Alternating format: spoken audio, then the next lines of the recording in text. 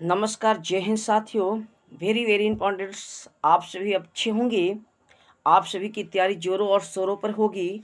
So friends, आप सभी के लिए हिंदी का सेट जो है, आज क्लास नंबर पहला है फ्रेंड्स।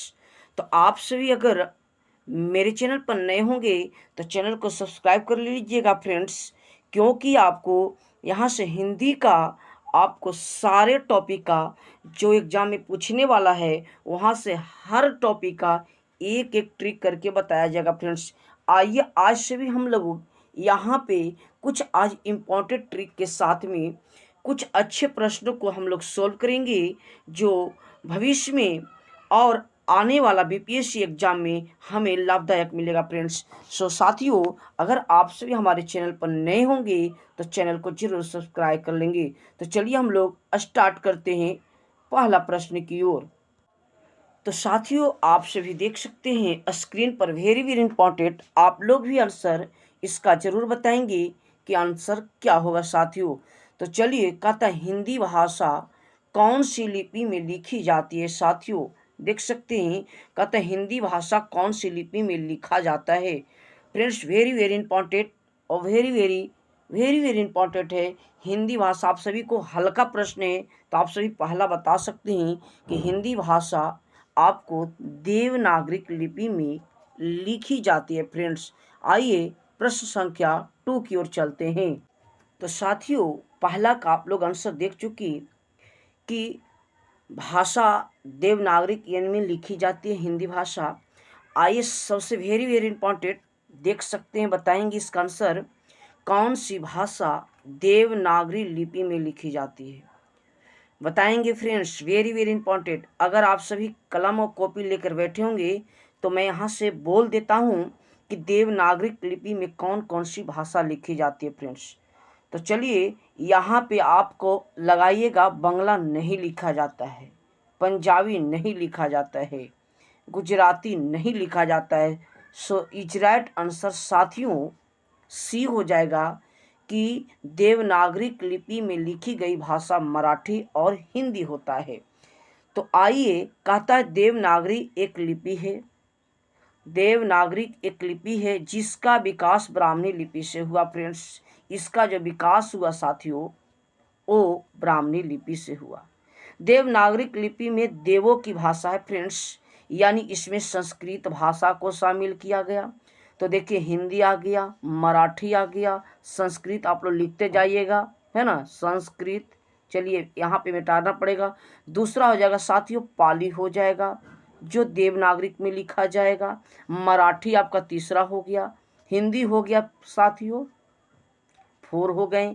आते हैं, मिटा रहे हैं इसको, आइए आगे। तो 4 को हमने बताया, कौन कौन बताया, संस्कृत बताया साथियों, पाली बताया, हिंदी बताया और मराठी। उसके बाद कोंकणी आप लोग नोट करिएगा साथियों। कोंकणी जो है वह देवनागरिक लिपि में ही लिखा जाएगा। काश्मीरी साथियों, काश्मीरी और नेपाली लिखिएगा साथियों, नेपाली, काश्मीरी, नेपाली, बोडो लिखिएगा साथियों। जो संविधान में बोडो लिखिएगा, जो संविधान में 8वीं अनुसूची में 22 भाषा है, तो बोडो देखिए असम की सबसे प्रसिद्ध एक भाषा है। उसके बाद भोजपुरी लिखिएगा, मैथिली लिखिएगा, मैथिली मैथिली आपका देवनागरिक में, भोजपुरी देवनागरिक, मगहिया लिखिएगा साथियों, मगही जो भाषा है। तो इसके लिए राइट आंसर हमारा सी हो जाएगा। आइए साथियों, क्वेश्चन नंबर नेक्स्ट आगे की ओर देखते हैं। वर्णों के समुदाय को क्या कहते हैं साथियों। Very very important. वर्ण जो है, वर्णों के समुदाय को क्या कहते हैं। तो साथियों वेरी वेरी इंपॉर्टेंट, वर्णों के समुदाय को क्या कहते हैं। ऑप्शन दिया गया साथियों, वर्णमाला, सर्वनाम, अक्षर या क्रिया। साथियों, वर्णों के समुदाय को क्या कहते हैं, तो वर्णों के समुदाय को वर्णमाला कहते हैं। जो यहाँ समुदाय का अर्थ लिया गया समूह से। तो देखिए साथियों, समुदाय का अर्थ ही होता है समूह। तो वर्णों का समूह, जो वर्ण होगा, जैसे राम, तो राम में कितने वर्ण मिला, जैसे रा हो गया, है ना, यानी र हो गया प्लस आ हो गया, आधा रा याद रखना है साथियों। और माँ हो गया, तो माँ जो है, माँ देखिए आधा माँ हो जाएगा और आ हो जाएगा, तब जाकर के एक वर्ण बना, यानी एक शब्द बना। यानी कि वर्णों के समुदाय को हम वर्णमाला कहते हैं फ्रेंड्स। आइए क्वेश्चन नंबर नेक्स्ट। हिंदी में साथियों, यहाँ पे हिंदी में ध्वनि कर लीजिएगा साथियों। यहाँ पे हिंदी में ध्वनि कितने प्रकार के हैं? हिंदी में ध्वनि कितने प्रकार के साथियों? हिंदी में ध्वनियाँ दो होते हैं। एक जो होते हैं साथियों, इज राइट आंसर आपका ए हो जाएगा। आप लोग कमेंट में भी बताएंगे कि आपको ये वीडियो कैसा लगा साथियों। और ट्रिक अभी देखिएगा, आपको यहाँ पे अलंकार, साथ में अलंकार के साथ में रस, ये दो चीज का ट्रिक दूंगा साथियों, जिसमें आपका आज एक ही प्रश्न का ट्रिक रहेगा, उसके बाद नेक्स्ट वीडियो में हम लाएंगे। तो अगर आप मेरे चैनल पर नए होंगे तो चैनल को जरूर सब्सक्राइब कर लेंगे और सभी बीपीएससी शिक्षक साथियों के पास जरूर भेज देंगे साथियों, क्योंकि हर हमारे शिक्षक जितने प्रिय मित्र हैं उन सभी तक ये वीडियो पहुंचनी चाहिए। तो आइए साथियों, हिंदी में ध्वनियाँ कितने, तो दो हमने बताया। एक जो होता है साथियों, एक जो होता है स्वर और एक जो होता है व्यंजन। आप लोग नाम सुने ही होंगे, एक जो होता है स्वर और एक जो होता है व्यंजन। साथियों आप लोग कमेंट में बताएंगे आप लोग कि स्वर की संख्या कितनी होती है। तो चलिए, ये दो आंसर आपका हो गया। यानी हिंदी में जो ध्वनियाँ हैं वो दो प्रकार की होती है साथियों। आते हैं क्वेश्चन नंबर नेक्स्ट की ओर। शब्द की सबसे छोटी इकाई को क्या कहते हैं साथियों? जो शब्द की सबसे छोटी इकाई, जैसे मान लिया जाए कि राम बना तो एक शब्द बन गया, तो सबसे छोटी इकाई इससे मिलकर क्या बना था? अभी हमने बताया कि र, यानी आधा र प्लस अ, यानी कि राम बना, यानी कि आधा रक, यानी कि इनमें से अनेक शब्द मिलता है। माँ, जैसे माँ मिला तो माँ में क्या आ गया? आधा माँ और आ गया, तब जा कर के माँ बना। तो यानी कि शब्द की सबसे छोटी इकाई को साथियों वर्ण कहते हैं। क्वेश्चन नंबर नेक्स्ट आते हैं। वर्ण को अन्य किस नाम से जानते हैं साथियों? ऑप्शन दिया गया, शब्द, शब्द समूह, ध्वनि या वाक्य। साथियों वेरी वेरी इंपॉर्टेंट क्वेश्चन है कि शब्द को वर्ण को अन्य किस नाम से जानते हैं? वर्ण को अन्य किस नाम से जानते हैं? वेरी वेरी इंपॉर्टेंट साथियों। तो मैं यहाँ बता दूं कि याद रखिए, जो वर्ण होता है वही ध्वनि होता है। मतलब ध्वनि के मौखिक रूप को हम ध्वनि मौखिक रूप में बोलते हैं, उसी को वर्ण कहते हैं। जो तोड़ तोड़ कर बोलते हैं उसी को हम वर्ण कहते हैं साथियों। तो याद रखना है, वर्ण को हम ध्वनि के नाम से जानते हैं साथियों। आते question number next. Question number next है, कौन सा शब्द शुद्ध है?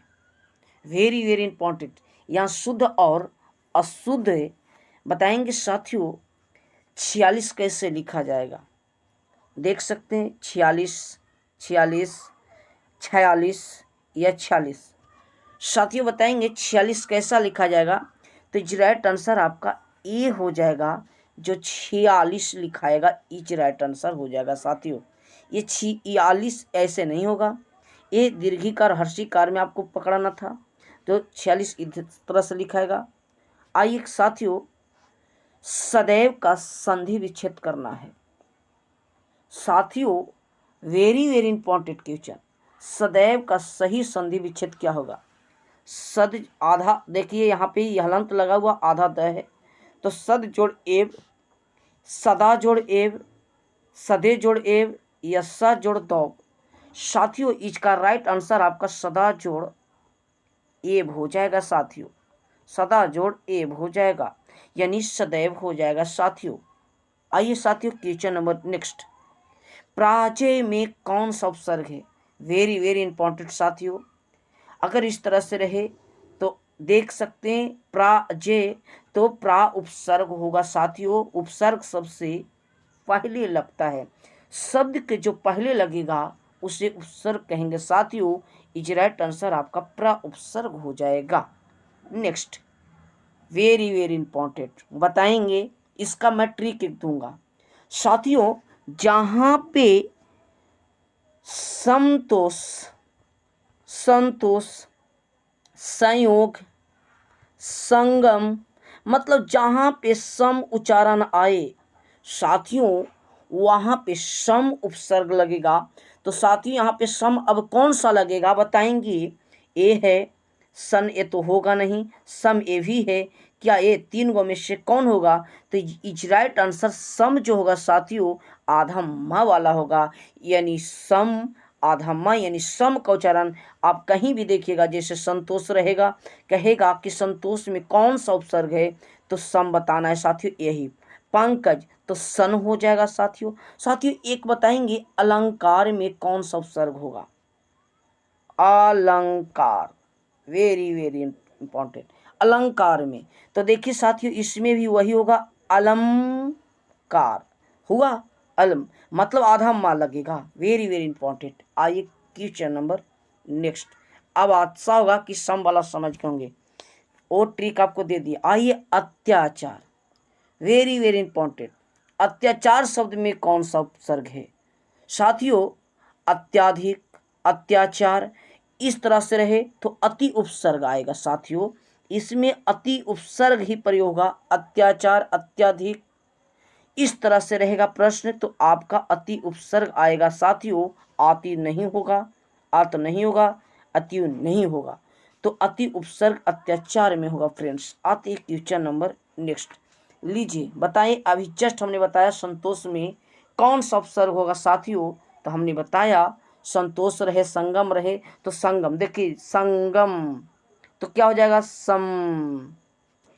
इंपॉर्टेंट क्वेश्चन है। नेक्स्ट, भाषा में शब्द और अर्थ की दृष्टि से सौंदर्य उत्पन्न करता है उसे क्या कहते हैं। Very very important. जो भाषा में और जो भाषा का शब्द होगा और जो अर्थ की दृष्टि से सौंदर्यता का उत्पन्न करे साथियों, तो उसे अलंकार कहते हैं। तो भाषा में शब्द और अर्थ की दृष्टि से सौंदर्य उत्पन्न करे उसे क्या कहते हैं साथियों, तो अलंकार कहते हैं। आइए अलंकार का एक प्रश्न को समझेंगे। तो जैसे कहता है राम रपति कर भानु लेहूं, यहाँ कौन सा अलंकार है साथियों। आज इसका ट्रिक बताऊंगा, बड़ी ध्यान से सुनिएगा। और इस ट्रिक में पहला आपका एक प्रश्न ये रहेगा साथियों, सिर्फ पहला। आज इस तरह से पहला हम बताएंगे, तो आप लोग जरूर कमेंट में बताएंगे क्या मैं इसी तरह से एक और वीडियो में अगला अलंकार का ट्रिक दे दूं तो अच्छा रहेगा या नहीं, जरूर बताएंगे। आप बताएंगे तभी हम नेक्स्ट वीडियो बनाएंगे साथियों। तो आइए अलंकार का सबसे पहला ट्रिक देखिए। कहता राम रमपाती, राम रमपाती कर भानु लेहूं, यहाँ कौन सा अलंकार है साथियों। Very very important. जहाँ पे देखिए, जहाँ पे यहाँ पे हम बता देते हैं, यहाँ पे अनुप्रास अलंकार होगा। तो चलिए ट्रिक समझिएगा आप लोग ट्रिक समझिएगा। जिसमें जिसमें जिस शब्द में वर्ण आए साथियों, अभी पढ़े थे आप, जिस शब्द में वर्ण आए याद रखिएगा, जिस शब्द में क्या आए वर्णों की बार बार उच्चारण हो, लगातार उच्चारण हो, उसे हम अनुप्रास अलंकार कहते हैं साथियों। उसे हम देखिए वर्ण यहाँ पे जैसे माँ, यहाँ पे वर्ण है, माँ यहाँ पे वर्ण है, और र देखिए र डबल बार, दो बार रा का प्रयोग और दो बार माँ का प्रयोग। और देखिए तो कहीं पे किसी का प्रयोग हुआ साथियों नहीं। अच्छा अगर निकालते तो का तो अर्थ नहीं बताता, लेकिन इन दोनों का अर्थ निकलता है। तो इज राइट आंसर आपका अनुप्रास अलंकार। पहचानने का सबसे एक ही इंपॉर्टेंट है फ्रेंड्स कि वर्ण, इसमें छोटे छोटे वर्ण को पकड़ना है। अभी देखिए तुरंत आप आंसर बताएंगे। चलिए नेक्स्ट आते हैं, बताइए वर्णों की एक से अधिक बार आवृत्ति को क्या कहते हैं। अभी जस्ट हमने बताया साथियों कि वर्णों की एक से अधिक बार जिसकी आकृति हो जाए, वर्णों से एक से अधिक बार आवृत्ति बार बार जब होवे, तो उसे हम अनुप्रास अलंकार कहते हैं। Very very important. चलिए क्वेश्चन नंबर आइए बताइए इसमें। लीजिए बताइए, मुद्रित मनोहर, मुद्रित मनोहर मानस देखा, पंक्ति में कौन सा अलंकार है साथियों बताएंगे। मुद्रित म, तो साथियों म देखा, यानी 3 बार उच्चारण हुआ तो अनुप्रास हो जाएगा साथियों। आपको यहाँ छोड़कर नहीं, एकदम 100% ही जाएगा। चलिए आते हैं क्वेश्चन नंबर नेक्स्ट। किस रस को साथियों अलंकार एक ही आज बताए हैं, कौन सा? अनुप्रास अलंकार। अगर आप लोग नेक्स्ट वीडियो चाहते हैं तो कमेंट जरूर बताएंगे। चलिए आइए, किस रस को सभी रसों का अधिपति माना जाता है? अब साथियों रस का भी मैं ट्रिक बताऊंगा, रस का भी ट्रिक। तो आप लोग मेरे चैनल पर नए होंगे तो चैनल जरूर सब्सक्राइब करेंगे। किस रस को सभी रसों का अधिपति माना जाता है? ऑप्शन हास्यरस, श्रृंगार रस, भक्ति रस, वीर रस। साथियों रस में कोई ज़्यादा प्रश्न नहीं है, और जो पूछता है मैं उस तरह से आपको अगला भी ट्रिक मैं बताऊंगा, अभी इसी में बताऊंगा नेक्स्ट प्रश्न में। तो पहले देखिए, किस रस को सभी रसों का अधिपति, यानी अधिपति का मतलब राजा कहा जाता है साथियों। तो राइट आंसर श्रृंगार रस ही एक ऐसा है कि सभी शब्दों का श्रृंगार, श्रृंगार रस, श्रृंगार रस याद रखिएगा साथियों।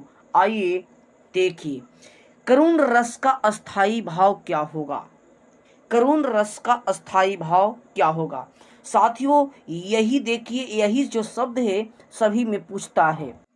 तो साथियों करुण रस का स्थायी भाव, चलिए इसका ट्रिक लिख लीजिएगा आप लोग। चलिए ट्रिक इसका आप लोग लिख लीजिएगा, और चैनल पर अगर नए होंगे तो चैनल जरूर सब्सक्राइब कर लीजिएगा। देखिए इसका आंसर पहले मैं बता देता हूँ। करुण रस का अस्थाई जो है साथियों वह शोक, करुणा में ही शोक आता है। तो चलिए देखिए, अगर आपसे पूछे कि श्रृंगार रस, पहला पूछे आपका कि श्रृंगार रस, देखिएगा 11 रस हम बताएंगे। श्रृंगार रस का अस्थाई भाव पूछे तो रति होता है साथियों।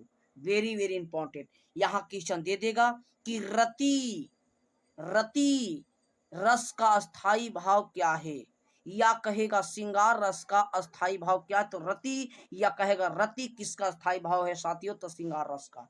एक दूसरा प्रश्न आपको तो याद ही हो गया कि करुण रस का अस्थाई भाव क्या होता है, शोक होता है।